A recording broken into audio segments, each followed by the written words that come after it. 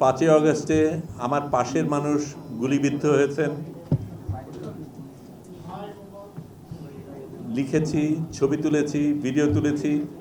Internet বন্ধ থাকাকালীন কিভাবে এইগুলিকে সারা পৃথিবীতে পৌঁছানো যায়, আপনাদের সংবাদ, আমাদের সংবাদ সবাইকে দেবার চেষ্টা করেছি।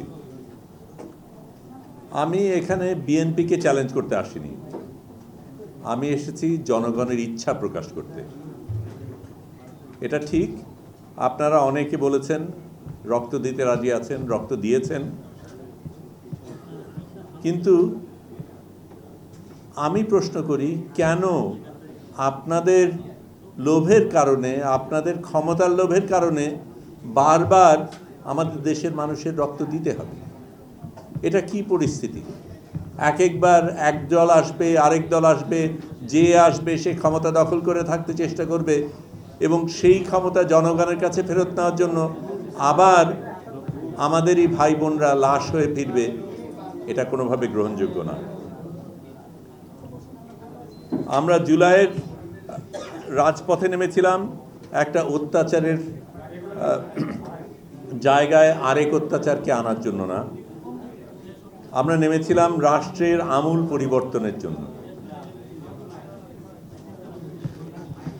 সেই বিপ্লবে ছাত্র, শ্রমিক এবং সাধারণ মানুষ রক্ত দিয়েছে। জুলাই সনদ সেই রক্তের বিনিময়ে অর্জিত অধিকার,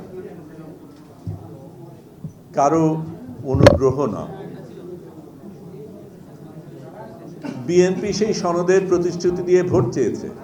2/3 মানুষ সংখ্যাগরিষ্ঠতা, তার মাধ্যমে সংখ্যাগরিষ্ঠতা পেয়েছে। এখানে সেই প্রতিশ্রুতি ভুলে যেন না। 2018 সনে ছাত্রছাত্রীরা রাস্তায় রাষ্ট্র মেরামত করতে চেয়েছিল, সেই প্ল্যাকার্ড নিয়ে নেমেছিল, তখনও তাদের উপর অত্যাচার করা হয়েছে। এখনও সেই রাষ্ট্রকে মেরামত করারই প্রয়োজন,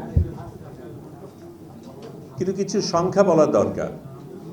একটু আগেই বলা হয়েছিল ভোটের ব্যাপার, বিএনপি পেয়েছে 51% ভোট, জুলাই সনদ পেয়েছে 69% সমর্থন।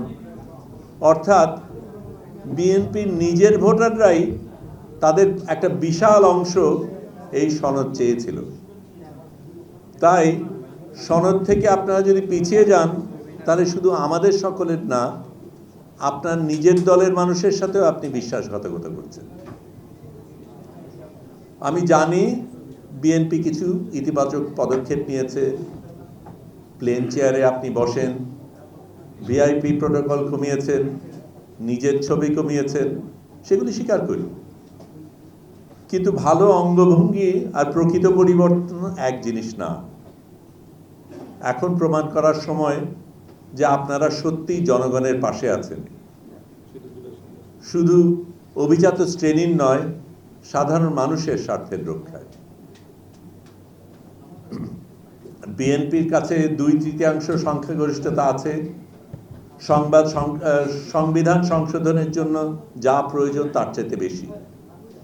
জুলাই সনদে যে কাঠামোগত পরিবর্তনের প্রতিশ্রুতি দেওয়া হয়েছিল, ক্ষমতার ভারসাম্য, সংসদীয় জবাবদিহিতা, নাগরিক অধিকারের সাংবিধানিক নিশ্চয়তা, সেগুলি এই সংসদ অধিবেশনেই উপস্থাপন করেন। এই সুযোগ হাতছাড়া করলে আর আসবে না। যারা আন্দোলনকারীর উপর গুলি চালানোর নির্দেশ দিয়েছিল, তারা আজও জবাবদিহির বাইরে। শহীদদের পরিবার স্মরণ অনুষ্ঠান চায় না, তারা ন্যায় বিচার চায়। একটা স্বাধীন তদন্ত কমিশন গঠন করতে হবে, যেখানে সরকারের কোনো নিয়ন্ত্রণ থাকবে না। এই বিচার না হলে জুলাইয়ের শহীদরা কেবল রাজনৈতিক প্রতীকে পরিণত হবে এবং যেই দলই তাদের ব্যবহার করুক না কেন, সেটা তাদের স্মৃতির অবমাননা। বিপ্লব জনগণের, আমরা এটিকে চুরি হতে দেব না, আজও না, কখনো না। জুলাই যোদ্ধারা ঐক্যবদ্ধ, সংগঠিত, অবিচল। ধন্যবাদ।